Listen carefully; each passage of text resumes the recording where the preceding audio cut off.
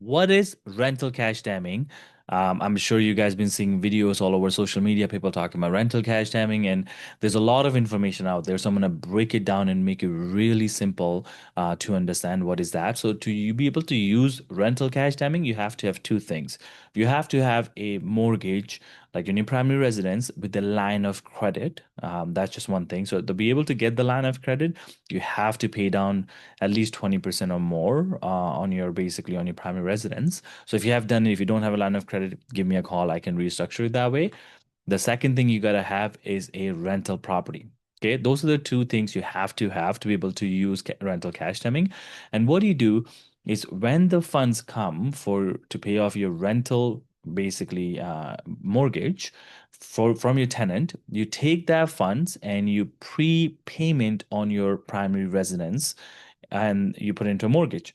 And then what you do, the primary resident line of credit, you take out the funds and you use it to pay the rental expense. So mortgage payment, all the other property tax and other things. You use the line of credit. And I'll tell you why.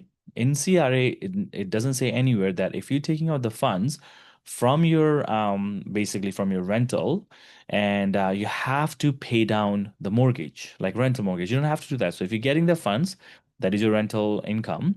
Now you can do whatever you like with it. So now what you can do is take that funds and then put it towards your primary residence. And now what that happen is it gives you more buffer into your line of credit because every time you pay down your primary residence, you have more funds to use from your line of credit. Now, when you borrow money to pay for your rental property, you can write that off too. So, if you do that strategy, again, there's a couple of things you have to make sure you structure it the right way, talk to your accountant. I found that a lot of accountants don't know about this strategy still. Like, when I did the numbers for my clients, like, they're paying it mortgage about 8 to 9 years and they were saving like 50, $60,000 in taxes. So it's a big strategy that you can use. Again, if you don't have a rental property, you don't have a line of credit, give me a call, book a Zoom meeting. Let's structure your portfolio the right way. But it is a beautiful strategy because primary residence mortgage, you can write that off, right? So that is a bad debt. That's what we call it. Now, what we want to do, we want to convert the bad debt to a good debt because you can write that off. And the ways to do it is pay that mortgage as soon as possible by doing prepayment payment from your rental income. Okay, that is the easiest way to understand that strategy, but you have to have two things to be able to start the process, and then you dig in more and more and more. But it's one of the best strategy you can use. If you do have those two things, please start using it. Is once you start using it, you'll be like, wow, this is beautiful. And again, if you don't have line of credit, get the line of credit as soon as possible. Paying off your mortgage 8 years faster, getting so much tax back, it's insane. And you're not doing anything extra. Remember that.